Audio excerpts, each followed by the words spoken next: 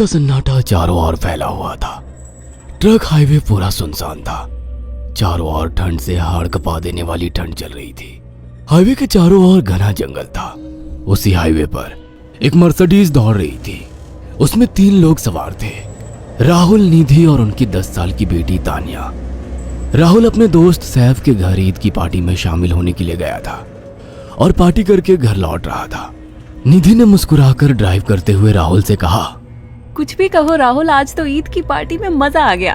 हाँ, मेरा दोस्त बहुत ही बिंदास और हंसी मजाक करने वाला व्यक्ति है। मैंने देखा उसके घर पर शहर की एक से एक बड़ी हस्ती थी, मगर फिर भी वो उन सबको इग्नोर करके हमें इम्पोर्टेंस दे रहा था। हाँ, देगा क्यों नहीं, आखिर मेरा दोस्त जो है। सच में राहुल, अमेरिका से इंडिया लौटकर बहुत अच्छा फील हो रहा है। वैसे तुम्हारा दोस्त सचिन अभी तक नहीं आया अमेरिका से? निधि की बात सुनकर राहुल चौंक कर बोला, ओह शिट यार, उसका फोन आया था कि वो इंडिया आ रहा है। उसने बोला था कि मुझे एयरपोर्ट पर पिक कर ले। निधि बहुत नाराज होगा वो। कोई बात नहीं, उससे बोल देना कि तुम्हें बिल्कुल याद नहीं रहा और फिर तुम्हें सैफ की इनवाइट की हुई ईद पार्टी में भी तो शामिल होना था। निधि ने इतना बोला ही था कि उसकी बेटी तानिया ने अपनी माँ की ओर देखकर कहा, मुझे भूख लगी है माँ, और प्यास भी। तानिया की बात पर निधि ने बुरा सा मुंह बनाकर उसकी ओर देखकर कहा, पार्टी में तो इतना खाया था तुमने, फिर भी भूख लगी है।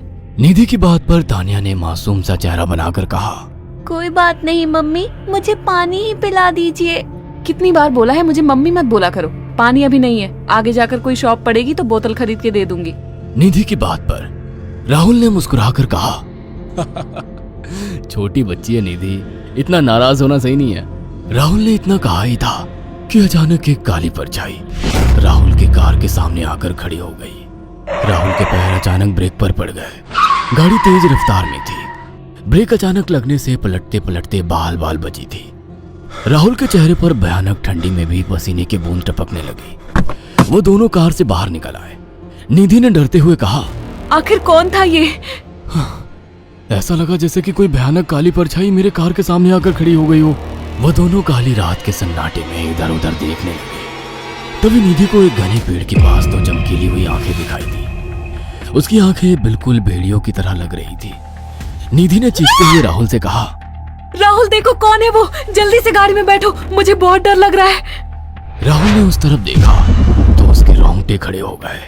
वो दोनों गाड़ी के अंदर बैठने ही वाले कि अचानक एक अजीब सा चेहरा वाला भयानक सा आदमी बिजली की रफ्तार से उनके सामने आकर खड़ा हो गया। राहुल ने देखा कि उसका चेहरा बिल्कुल सड़ा हुआ था और उसकी आंखें भेड़िए की तरह चमक रही थी। उसके लंबे लंबे बाल उसके कंधे तक आ रहे थे और उसके दांत भेड़िए की तरह बाहर की ओर निकल रहे थे। हाथों की जगह नुकीले पंजे थे। राहुल को देखकर अजीब से अंदाज में हंसने लगा, मगर जैसे ही राहुल की नजर उसके कपड़ों पर गई, राहुल की आंखें फटी की फटी रह गई। वो हकलाते हुए बोला, भाईजान, भाईजान, मुझे माफ कर दो, मुझे छोड़ दो। राहुल ने इतना कहा ही था कि अचानक उस अजीब से दिखने वाले भयानक आदमी ने अपने पंजों से राहुल की गर्दन कसकर पकड़ ली और एक ही सेकंड में उखाड़ कर जमीन पर फेंक दी। राहुल के धड़ से लाल रंग का खून का फुहारा फूट पड़ा। इस भयानक मंजर को देखकर निधि के गले से एक जोरदार चीख निकल गई। निधि इससे पहले भागती कि अचानक उस भयानक दिखने वाले आदमी ने निधि को पकड़ लिया और अपने नुकीले पंजे उसके पेट में गड़ा दिए और उसकी अतड़ियां बाहर निकाल दी। निधि की एक दिल दहला देने वाली चीख सन्नाटे को चीर गई। अचानक हवा का एक बवंडर उठा और वो भयानक सा दिखने वाला व्यक्ति देखते ही देखते बवंडर के साथ गायब हो गया। तानिया ने डरते डरते निधि के मोबाइल से पुलिस और सैफ को बुला लिया और कुछ ही देर में वहां चारों ओर पुलिस की गाड़ियां थी। पुलिस ने राहुल के दोनों दोस्त सैफ और सचिन को वहीं बुला लिया। इंस्पेक्टर अर्जुन ने दोनों से कहा, मैंने ऐसी हत्याएं अपने करियर में कभी पहले नहीं देखी। ये काम तो ना किसी जानवर का लगता है, ना ही किसी इंसान का। सचिन कपकपाती हुई आवाज में बोला, आप कहना क्या चाहते हैं? कुछ कह नहीं सकता। जिस किसी ने भी इन दोनों को मारा है उससे एक बात तो साबित होती है कि वो इन दोनों से हद से ज्यादा नफरत करता था। अब सारी सच्चाई तो ये बच्ची ही बता सकती है। इतना बोलकर इंस्पेक्टर अर्जुन तानिया के पास चला गया, जो बेहद डरी हुई थी। तानिया ने आंखों देखी सारी घटना इंस्पेक्टर अर्जुन को बता दी। तानिया की बात सुनकर इंस्पेक्टर अर्जुन कंफ्यूज चेहरा लेकर मोबाइल पर किसी से बात करने लगे। सचिन इंस्पेक्टर के पास आ गया और सैफ भी डरता हुआ इंस्पेक्टर अर्जुन के पास आकर बोला, क्या हुआ इंस्पेक्टर? तानिया ने क्या बताया? उसने जो बताया वो काबिल यकीन नहीं है। उसकी बात पर किसी भी तरह से यकीन नहीं किया जा सकता। फिर भी कुछ तो बताया इंस्पेक्टर।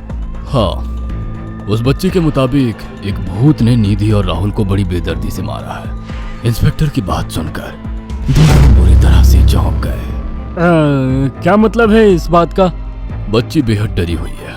हम आगे की तफ्तीश जारी रखेंगे। निधि और राहुल तो चले गए, अब तानिया को मैं रख लूंगा। नहीं, राहुल मेरा अच्छा दोस्त था। तानिया अब मेरे साथ रहेगी। देखिए, बच्ची के माँ बाप अब इस दुनिया में नहीं है और आप दोनों भी शादीशुदा है। मुझे नहीं लगता कि आप दोनों बच्ची की सही से देखभाल कर सकते हैं। मेरी कोई औलाद नहीं है। मैंने अपनी पत्नी को फोन कर दिया है, वो भी IPS ऑफिसर है। ये बच्ची आज से मेरे साथ रहेगी। उसका मासूम चेहरा मेरे दिल में उतर गया है। अब तुम दोनों जा सकते हो। पूछताछ के लिए मैं जब भी तुम्हें बुलाऊं तुम दोनों आ जाना। इंस्पेक्टर ने ये बात बोली ही थी कि अचानक वहां पर मौसम बदल गया। चारों ओर काली घटाएं छा गई और एक भयानक बवंडर उठा और देखते ही देखते सब पुलिस वालों के सामने वो भयानक चेहरे वाला आकार सबके सामने खड़ा हो गया। उसको देखकर सबके रोंगटे खड़े हो गए। देखते ही देखते उसने अपने भयानक पंजे सैफ की आंखों में डालकर उसकी आंखें निकाल ली। सैफ ने चीखते हुए वहीं दम तोड़ दिया। उस भयानक आदमी को देखकर सचिन उसके पैरों पर गिर गया। तुम तो भाईजान से कपड़े पहने हो।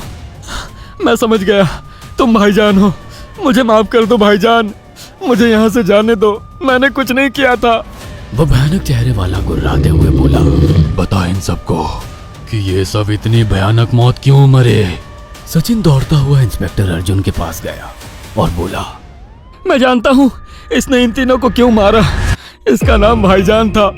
जब ये जिंदा था ये किसी का भाई किसी की जान था। बहुत साल पहले ये हम सबका बहुत अच्छा गहरा दोस्त और बिजनेस पार्टनर था। ये सबकी बहुत मदद किया करता था। इसकी प्यारी सी बेटी थी तानिया, जो इस वक्त कार के अंदर बैठी हुई है। ये इसी की बेटी है। भाईजान अपने सारे पैसों से एक बहुत बड़ा हॉस्पिटल खोलना चाहता था जिससे गरीबों का मुफ्त इलाज किया जा सके, मगर हम तीनों इसके लिए तैयार नहीं थे। हमारी नीयत उसकी दौलत पर खराब थी और एक दिन हम सब धोखे से ईद के दिन भाईजान को यहाँ ले आए और इसे मारकर फेंक दिया। तो फिर तुम सबने इसकी बेटी को क्यों जिंदा छोड़ दिया?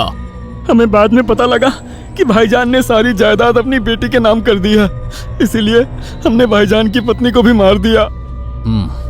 और तानिया का तुम 18 साल की उम्र पूरी करने का इंतजार कर रहे थे ताकि सारी जायदाद अपने नाम करा सको और बाद में उसे भी ठिकाने लगा सको।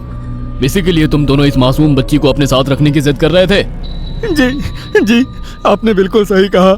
हम तानिया को भी इसी जगह लाकर मार देते। सचिन की बात सुनकर इंस्पेक्टर अर्जुन की आंखों में खून उतर आया।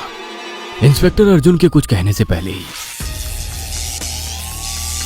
भाईजान बिजली की रफ्तार से इंस्पेक्टर अर्जुन की आंखों के सामने से सचिन को पकड़कर ले गया और उसके शरीर के टुकड़े टुकड़े कर दिए और हवा में उठे एक तेज बवंडर के साथ गायब हो गया। सारी घटना इंस्पेक्टर अर्जुन की आंखों के सामने हुई थी। तानिया को इंस्पेक्टर अर्जुन और उसकी पत्नी ने अपनी बेटी की तरह पाला। अगर आपको हमारी ये कहानी पसंद आई हो तो इसे लाइक और शेयर करना ना भूलें। साथ ही ऐसी और नई कहानियों के अपडेट्स पाने के लिए हमारे चैनल अक्षु टीवी को जरूर सब्सक्राइब करें।